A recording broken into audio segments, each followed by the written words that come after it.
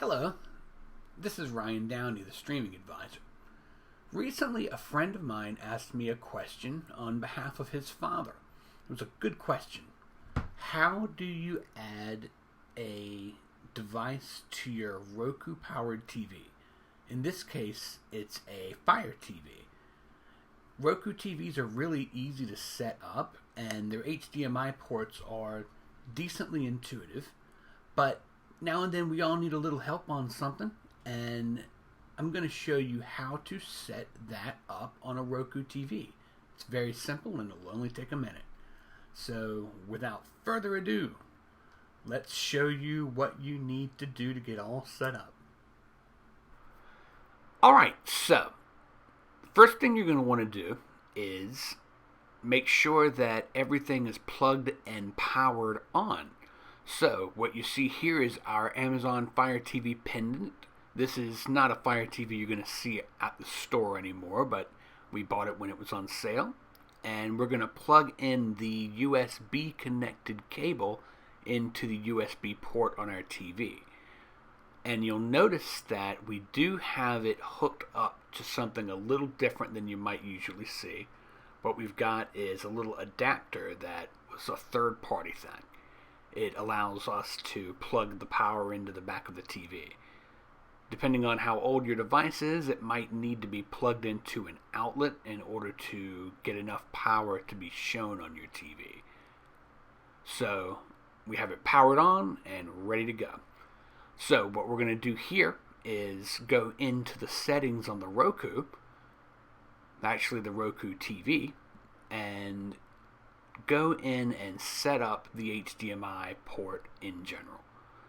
So your Roku TV is going to have something called TV inputs. A regular Roku menu doesn't have that, but we're going to go to the TV inputs and select the HDMI that we do not have set up. Inputs not used, see? So HDMI 2, and we're going to set up the input. It adds it, which means now there's going to be an HDMI 2 input icon on the home screen for the TV. See? The computer and Mac bench are actually also HDMI ports that we've set up. But we're going to go back to that screen. I'm going to show you how to add it one more time. And what we're going to do here is set it up so that it's easier to recognize. So we can rename it anything we want. Roku TVs have a number of preset choices to help people along. You just see, DVD, VCR, and so on. What it doesn't have is presets for other media players, understandably. So you can make your own by going into Edit, Custom Name, and Icon. So we had already called this Fire TV earlier for our own purposes, so it saves it in there. You're going to have to enter Fire TV, most likely, into your system. But you press OK, and then you can choose an icon for it. It can be any of these. Some people choose the little media player looking HDMI, but I like this one because it's just more distinctive.